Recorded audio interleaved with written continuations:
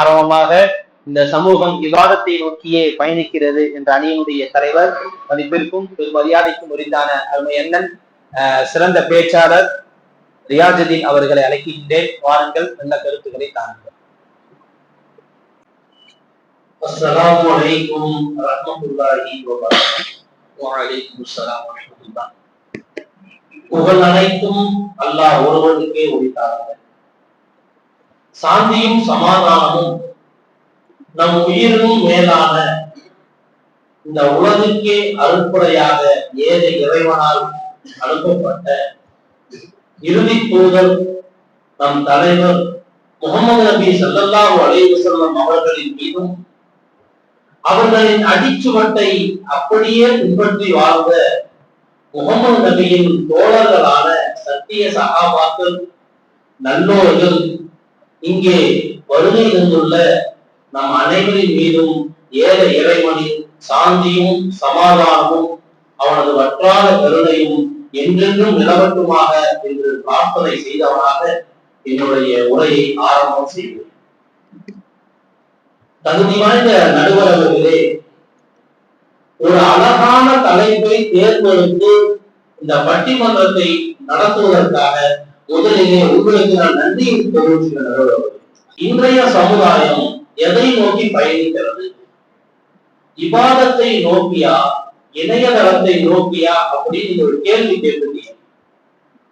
இங்க வருகை வந்திருக்கிறாங்களே இந்த மக்களே அதுக்கு பதிலா இருக்கிறாங்க நடுவர்களே. கண்டிப்பா இன்னைக்கு என்ன கிழமை நடுவர்கள்? ஞாயிற்றுக்கிழமை. ஞாயிற்றுக்கிழமைங்க பெரும்பாலான மக்களுக்கு விடுமுறை தினம். மதியானம் சிறப்பான சாப்பாடு சாப்பிட்டு நல்லா அப்படியே ஓய்வு எடுத்துட்டு மாலை நேரம் அப்படியே போய் பூங்காவுக்கு போனோமா, அப்படியே சொந்தக்காரங்க வீட்டுக்கு போனோமா, தொலைக்காட்சியில அப்படியே கொஞ்சம் நிகழ்ச்சிகளை பார்க்கலாமா அப்படின்னு இருந்த மக்கள் இன்னைக்கு சீரியல்லாம் கட்டு. சீரியல் இல்லைன்னா நடுவர்களே இணையதளம் சொல்ல பேச வந்திருக்காங்க. இணையதளத்தை எடுத்து வச்சோம்னா 1/2 மணி நேரம் 1 மணி நேரம் ஈஸியா போயிருங்க. இணையதளத்தை நோக்கி இருக்கிறாங்க வந்துக்கிறீங்க. அப்படி இல்லை நடுவர்களே, இணையதளத்தை விட்டுட்டு பட்டிமன்றம் பள்ளிவாசல்ல நடக்குது, அதுல 4 நல்ல விஷயத்தை பேசுவாங்க அப்படின்னு ஆர்வத்தோட இந்த மக்கள் வந்திருக்கிறாங்களே, இதுவே சமுதாயம் இபாதத்தை நோக்கி பயணிக்கிறது ஒரு சாட்சி நடுவர்களே. நடுவர்களே, நம்ம சின்ன வயசுல பள்ளிவாசல்ல பார்க்கும் போது தொழுகைக்கு வரவங்க எப்படி இருப்பாங்கன்னா பெரும்பாலும் வயசானவங்களா இருப்பாங்க. ஆனா இன்றைய சூழ்நிலை பாருங்க, 3 கேட்டகரி பள்ளிவாசல்ல பார்க்கலாம்.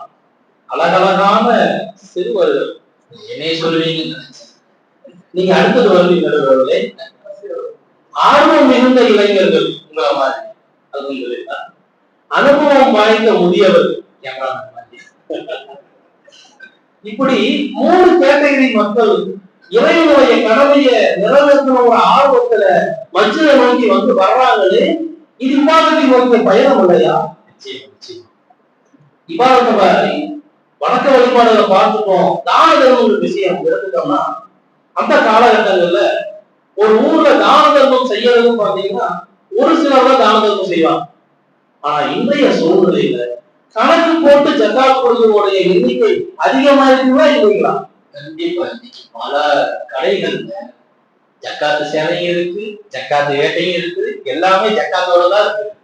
நடுவர்களே, நீங்க ஜக்காத்து சேவை பத்தி சொல்றீங்க. பல ஊர்களுக்கு எப்படி மாற்றம் ஆயிருக்குதுன்னா, ஒரு குறிப்பிட்ட தொகையை கையில கொடுத்துறாங்க, இல்லாட்டி ஒரு கடையில ஒரு டோக்கன் கொடுத்துறாங்க, ஒரு 3000 ரூபாய் அந்த மாதிரி டோக்கன் கொடுத்து உங்களுக்கு விருப்பமான உடைய நீங்களே எடுத்துக்கீங்கன்னு சொல்ற அளவுக்கு மாற்றம் வந்து நடுவர்களே.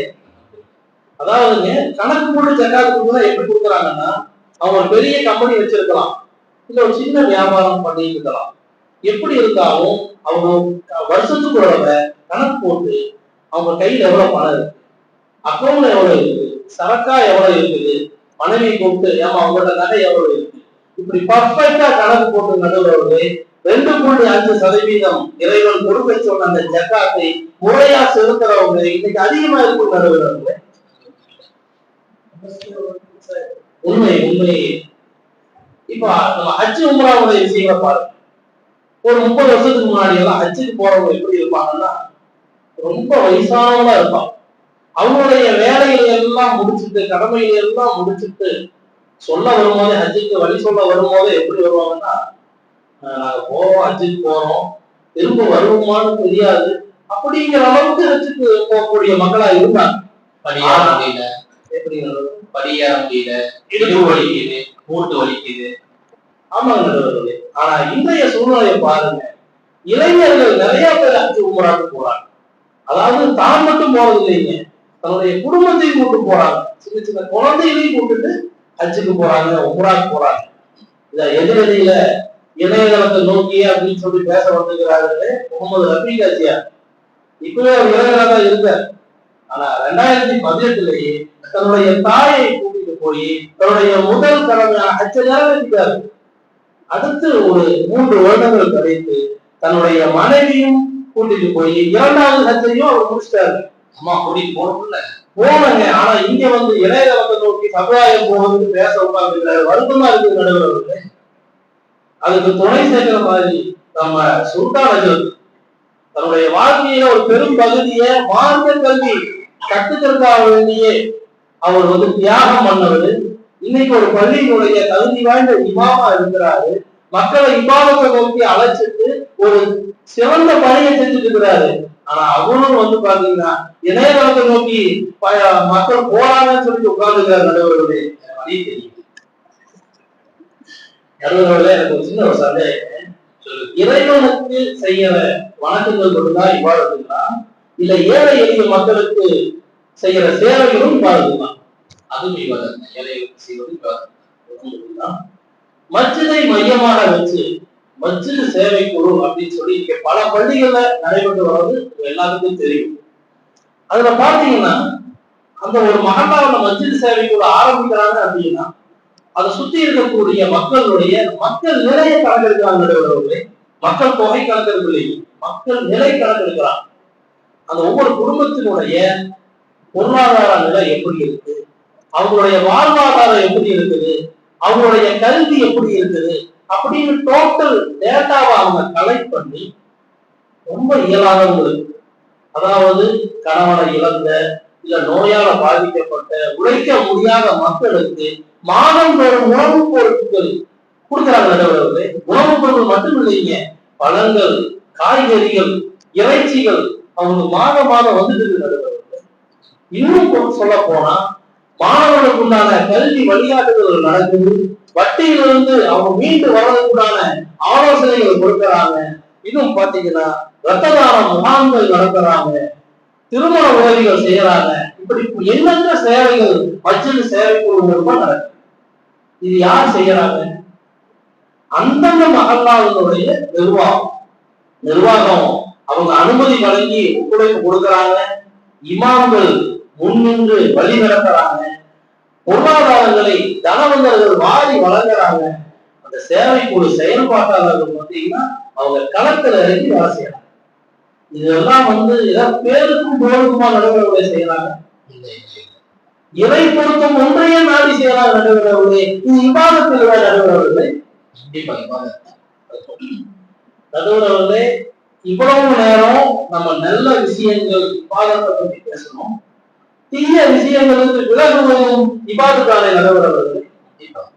அன்றைய காலகட்டங்கள்ல வட்டி மாதிரியான கொடூரம் அது பாவங்களே தெரியாத அளவுக்கு நடந்துச்சு. எப்படின்னா வட்டியை வாங்கி வீட்டை கட்டிடுவாங்க, வட்டியை வாங்கி வண்டி வாங்கிடுவாங்க. இன்னும் பாத்தீங்கன்னா தன்னுடைய நகையை கொண்டு போய் ஈஸியா அடமானம் வச்சிருவாங்க. அர்பன் பேங்க்ல கொண்டு போய் அடமானம் வைக்கிறதெல்லாம் அலான்னு நினைச்சிட்டு இருந்தாங்க. ஆனா இன்றைய சூழ்நிலை வட்டியிலிருந்து மக்கள் வெளியேறி வராங்க. நடுவர்களே நிறைய வீடுகள் லோன் போட்டா கட்டியிருக்காங்க. இல்லை நடுவர்களே, குறைஞ்சிருக்கு நடுவர்களே. அவங்க விழிப்புணர்வு பெற்றிருக்காங்க நடுவர்களே. வட்டி வாங்குறதுக்கு மட்டுமல்ல, வட்டி கொடுப்பதும் குற்றம், வட்டிக்கு கணக்குறதும் குற்றம், வட்டிக்கு சாட்சி சொல்வதும் பாவங்களின் சமம், பெரும் பாவம், அதுவும் விபச்சாரத்தை விட கொடிய பாவம் அப்படின்னு அந்த மக்கள் உணர்வதின் வெளிப்பாடு அவங்க வட்டியிலிருந்து விலகி நிற்கிறாங்க. எந்த அளவுக்குன்னா நம்ம பக்கத்துல இருக்கக்கூடிய மாநிலம் தெலுங்கானா, அதுல ஹைதராபாத்ல இருக்கக்கூடிய ஸ்டேட் பேங்க் ஆஃப் ஹைதராபாத்ல சில வருஷத்துக்கு முன்னாடி ஸ்டேட் பேங்க் ஆஃப் ஹைதராபாத்ல மேனேஜர் லெவல்ல நிறைய இஸ்லாமியர்கள் இருந்தாங்க. அப்ப அவங்களுக்கு பெரிய விழிப்புணர்வு அவங்க வேலையை செஞ்சுட்டாங்க. ஒரு குறிப்பிட்ட காலத்துக்கு அப்புறம் அவங்களுக்கு அந்த விழிப்புணர்வு கிடைக்குது. வட்டி வந்து பெரிய ஒரு பாவம், இறைவன் விரும்பாத ஒரு விஷயம் அப்படின்னு சொல்லி என்ன பண்றாங்கன்னா தன்னுடைய வேலையில ராஜினாமா பண்றாங்க நடுவர்கள்.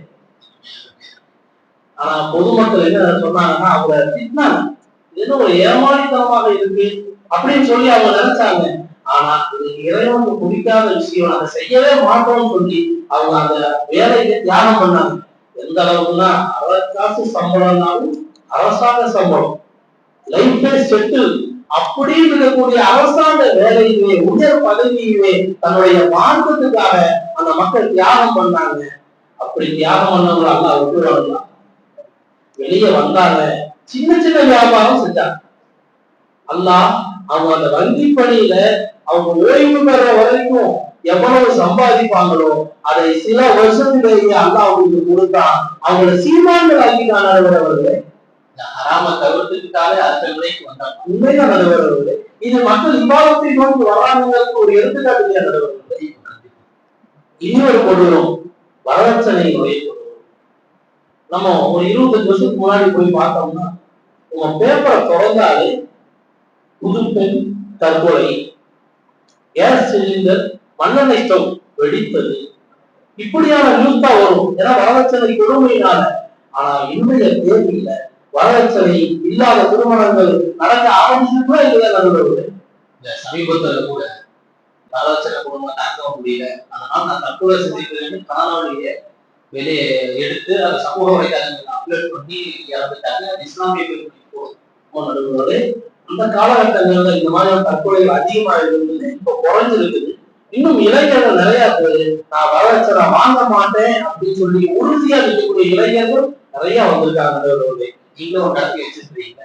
உண்மை நடுவர்களே, அதுக்கு முதல்ல நான் வந்து இந்த நூற்றாண்டு வச்சிருக்கு நான் நன்றியை தெரிவிச்சுக்கிறேன்.